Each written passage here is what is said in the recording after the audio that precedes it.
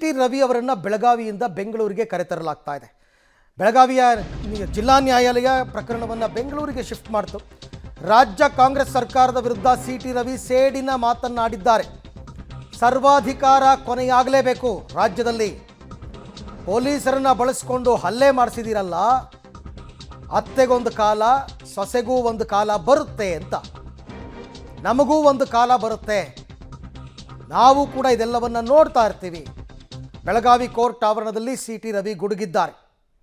ಅತ್ತೆಗೊಂದು ಕಾಲ ಸೊಸೆಗೊಂದು ಕಾಲ ಅಂತ. ಇದು ವೆಹಿಕಲ್ನಲ್ಲಿ ಕೂರಿಸ್ಕೊಂಡು ಆ ಕಡೆ ಈ ಕಡೆ ಪೊಲೀಸರು, ಮಧ್ಯದಲ್ಲಿ ಟಿ ರವಿ.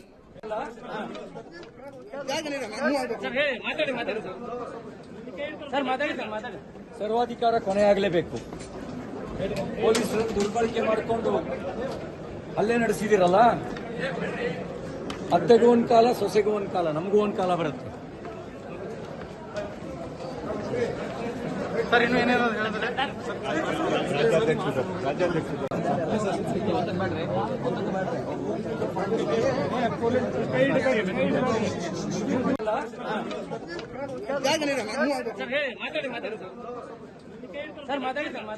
ಸರ್ವಾಧಿಕಾರ ಕೊನೆಯಾಗಲೇಬೇಕು. ಪೊಲೀಸರನ್ನು ದುರ್ಬಳಕೆ ಮಾಡಿಕೊಂಡು ಹಲ್ಲೆ ನಡೆಸಿದಿರಲ್ಲ, ಅತ್ತೆಗೂ ಒಂದು ಕಾಲ ಸೊಸೆಗೂ ಒಂದು ಕಾಲ, ನಮಗೂ ಒಂದು ಕಾಲ ಬರುತ್ತೆ. ಸರ್ ಇನ್ನು ಏನೇನು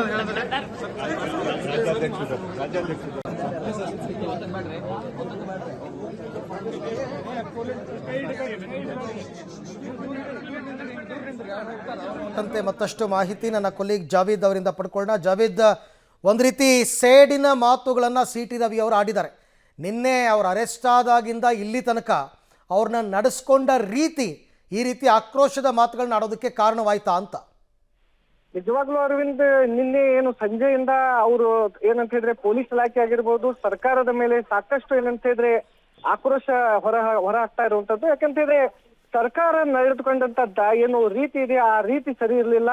ಅವರ ಮೇಲೆ ಏನಂತ ಹೇಳಿದ್ರೆ ಆ ಒಂದು ತೆಲಿಗೆ ಹೊಡೆದಂತ ಒಂದು ವಿಚಾರ ಆಗಿರ್ಬೋದು, ರಾತ್ರಿ ಅವ್ರಿಗೆ ಏನಂತ ಹೇಳಿದ್ರೆ ಕರೆದುಕೊಂಡು ಅಡ್ಡಾಡುವಂತ ವಿಚಾರ ಆಗಿರ್ಬೋದು, ಇವೆಲ್ಲ ಏನಂತ ಹೇಳಿದ್ರೆ ಅವ್ರಿಗೆ ಫ್ರಸ್ಟ್ರೇಷನ್ಗೆ ತಂದಿರುವಂತದ್ದು. ಹೀಗಾಗಿ ಇವತ್ತು ಏನು ಬೆಳಗಾವಿ ನ್ಯಾಯಾಲಯದಿಂದ ಬೆಂಗಳೂರು ಜನಪ್ರತಿನಿಧಿ ನ್ಯಾಯಾಲಯಕ್ಕೆ ವಾಪಸ್ ತೆಗೆದುಕೊಂಡು ಹೋಗ್ತಾ ಇರುವಂತ ಸಂದರ್ಭದಲ್ಲಿ ಅತ್ತೆಗೊಂದ ಕಾಲ ಬಂದ್ರೆ ಸೊಸೆಗೊಂದ ಕಾಲ ಬರುತ್ತೆ ಅನ್ನುವಂತ ಮಾತನ್ನ ಏನಂತ ಹೇಳಿದ್ರೆ ಹೇಳುವ ಮೂಲಕ ಸರ್ಕಾರಕ್ಕೆ ಒಂದು ಎಚ್ಚರಿಕೆಯನ್ನು ಕೊಡ್ತಾರೆ. ಯಾಕಂತ ಹೇಳಿದ್ರೆ ಮುಂದೆ 2028ಕ್ಕೆ ಮತ್ತೆ ಚುನಾವಣೆ ಬರುತ್ತೆ. ಆ ಚುನಾವಣೆ ಬಂದಾಗ ಮತ್ತೆ ನಾವು ಸರ್ಕಾರಕ್ಕೆ ಬಂದಾಗ ನಿಮ್ಮನ್ನ ನಾವೇನಂತ ಹೇಳಿ ತೋರಿಸ್ತೇವೆ ಅನ್ನುವಂತ ಒಂದು ಸೇಡಿನ ಮಾತನ್ನ ಟಿ ರವಿ ಅವರು ಆಡಿರುವಂತದ್ದು. Arvind, right, thank you Javed, ತಮ್ಮೆಲ್ಲ ಮಾಹಿತಿಗೆ ಧನ್ಯವಾದ. ಸಹಜ, ರಾತ್ರಿ ಇಡೀ ನಿದ್ದೆ ಮಾಡೋಕ್ಕೆ ಬಿಟ್ಟಿಲ್ಲ, ಕೂತ್ಕೊಳ್ಳೋಕೆ ಬಿಟ್ಟಿಲ್ಲ, ನಿಂತ್ಕೊಳ್ಳೋಕೆ ಬಿಟ್ಟಿಲ್ಲ. ಅವ್ರು ಎಲ್ಲೆಲ್ಲೋ ಸುತ್ತಾಡಿಸಿದ್ದಾರೆ, ಕಾಡಿಗೆ ಕರ್ಕೊಂಡೋದ್ರು ಅಂತಾರೆ, ಇನ್ನೆಲ್ಲ ಕಲ್ಲು ಕ್ವಾರಿಗೆ ಕರ್ಕೊಂಡೋದ್ರು ಅಂತಾರೆ, ಊಟ ಕೊಟ್ಟಿಲ್ಲ ಅಂತಾರೆ. ಇಂಥ ಆಕ್ರೋಶದ ಮಾತುಗಳು ಬರೋದು ಸಹಜ.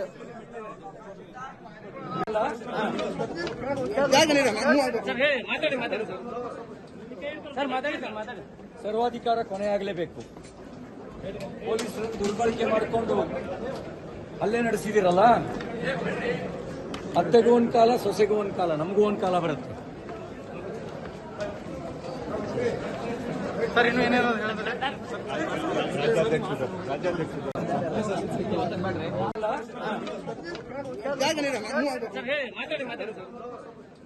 ಸರ್